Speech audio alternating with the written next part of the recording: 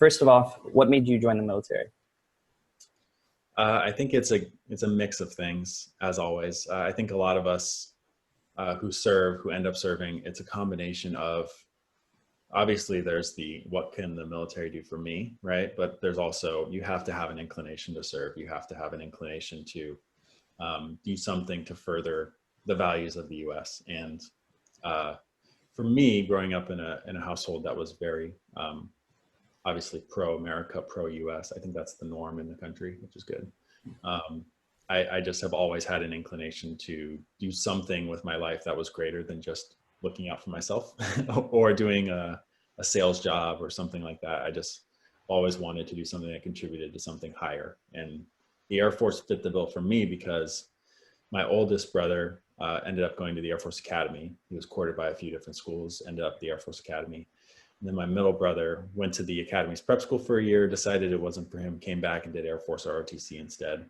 And so I kind of was able to see both paths, and see the difference. And then I applied for an Air Force ROTC scholarship in high school and I got it. So from that point on, it was just a matter of what school I was going to because it made sense not only financially, but it also set me up with a great career afterward that was meaningful. So it was a no-brainer really once I got the scholarship. Awesome. I've seen a couple of similar experiences with some of my friends. I'd say definitely being around military people my entire life, like there's a higher percentage that they're going to go to the academy. So I think I've had a couple of friends go to West Point, went to the Navy Academy, and a bunch to a bunch of other military academies. It's That's definitely, cool. the military itself is definitely a family business. I mean, Yeah. you realize more and more of these generational folks coming back, even if just their grandparents served or their great grandparents served, there's like some kind of innate calling in a lot of us to just continue the tradition. So it's Of awesome. course. Yeah, I've seen that too with a bunch of my friends just enlisting right off the bat. I mean, I'd say that I have probably 30 or 40 friends from just middle school alone that have gone on to enlist or join the service. And I'm 18. We just started our transition into adult life. So it's pretty cool seeing that. Mhm. So I guess we've already covered the what made you decide to join. What was your job in the military? So I'm a 35P, which is, we go by AFSCs, not MOSs like some of the other branches. Mhm. And that's public affairs. So it's essentially public relations slash marketing-esque. Um, but it's a little different than on the civilian side because in the military, you're concerned primarily with three different functions, which is community relations, so making sure that the base has a good relationship with the community wherever you're at. Media relations, which is just keeping good media contacts and being able to facilitate the media's entry to the base and their ability to tell a story.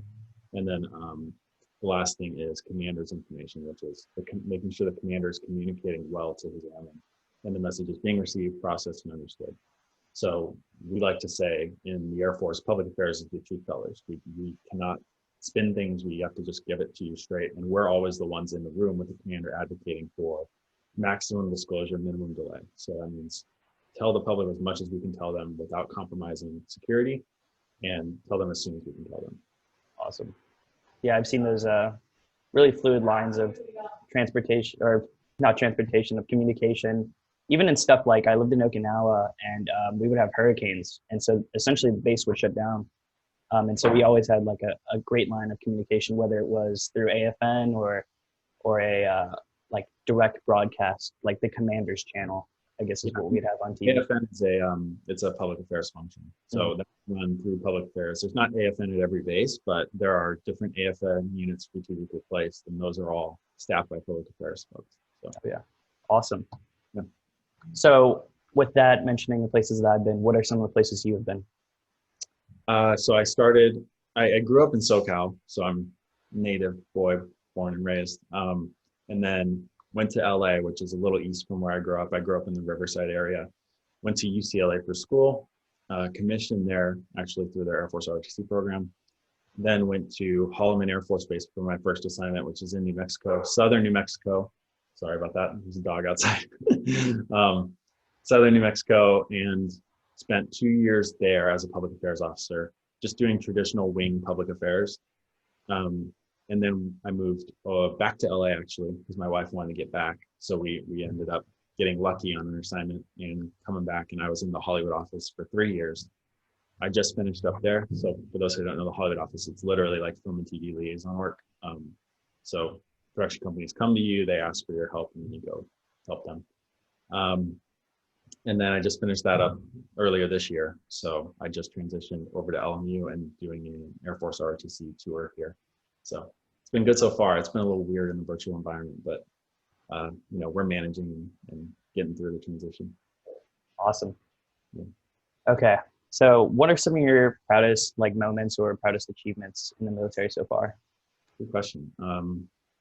It's different. I think there's different levels of achievement, right? What means most to you is not always what's most visible. So I'd say probably the first thing was being a part of the wing at Holloman that met the quotas for training remotely piloted aircraft pilots. That was the first thing. That was really impactful. I mean, Holloman is the only active duty field formal training unit for RPA pilots in the Air Force. So basically every RPA pilot comes through there at some point. So being able to say we met the targets that the Joint Commanders needed to deploy and fight overseas, that's a direct contribution.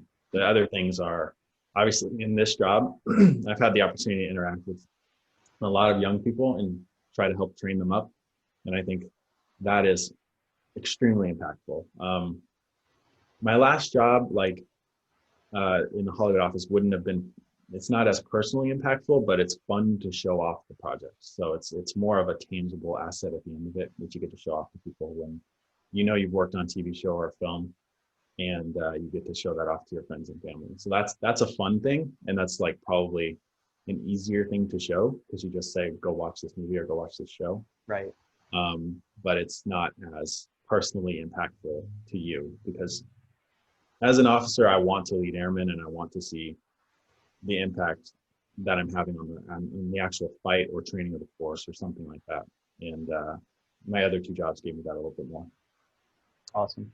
Yeah, I've seen part of that sentiment for leading young soldiers and young airmen reflected through my dad as well, because it seems like the positions he's enjoyed the most have been the ones in less in higher level strategy and more in direct mentorship. So yeah, that's why he enjoys his current position so much. Yeah. So again, back to your position right now. How does your position at LMU relate to the military? Good question. So I have I'm kind of dual hatted as an instructor. So basically I'm paid by the military, but I work at LMU as a professor at the same time. So what we do is, as we're called assistant professors of aerospace studies. We're typically mostly captains, some majors, some lieutenant colonels. And what we do is we not only do a class or two on aerospace studies, which we give to mostly cadets, but other LMU students are welcome to attend as well. So we do a class where we're teaching about the Air Force to our students. And then we also, on the other side, lead the cadet wing. So however many cadets are in this wing, right now we're at 58. We have different responsibilities. So right now I'm in charge of their education, making sure they're getting enrolled for classes and they're on a good degree plan that's going to help them graduate on time, so we can commission them on time as second lieutenants. And then also recruiting new folks into the wing.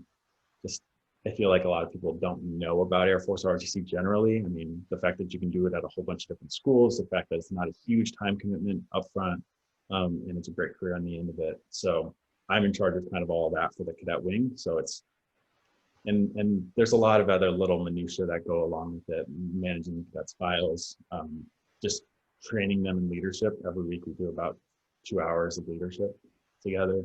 And then there's also physical training. So there's a lot of things, but obviously I work kind of for LMU because I'm a professor and I work on campus. I'm supposed to be when we're not in a virtual environment, but I'm also working for the Air Force and being paid by the Air Force to make sure that I'm training up cadets for officership in the Air Force.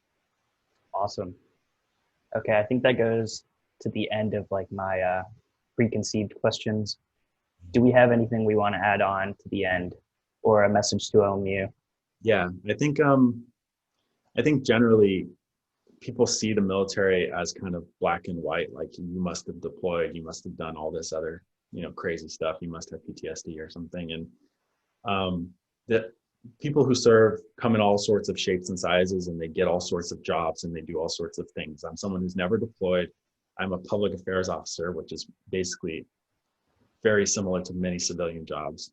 And I worked in New Mexico for 2 years, in LA for going on 4 years now. And I got to work on Captain Marvel, First Man, Operation Christmas Drop, which is on Netflix right now. A lot of different fun stuff like that. And I'm still in the military. I'm still an officer. I still get to lead people and be a part of the military culture, the military brotherhood, if you will, or sisterhood as well. Just be a part of that culture. And I don't think there's a higher caliber of people. I just want to stress that, like, anyone who's thinking about joining the military, even if you're just like a normal student at LMU, come talk to us at least and see what the options are, because many people think you're going to go get shipped off right away to the Middle East somewhere or something like that. And that's not how it works. The service comes in all shapes and sizes. It fits many different personalities. And it's really, it's an opportunity that everyone, I think, should explore, because you also get to give back in a big way. Awesome. Thank you so much for that message. I think definitely helps out a lot of people, because I've had a bunch of friends, and even myself, I considered serving in high school, and just to know that there's a lot of options out there is really valuable. So thank you so much for your service, and thanks for taking the time to talk to me. Appreciate it. Thanks, Jamie. I appreciate it. You have a wonderful day. You too. Thanks. Bye.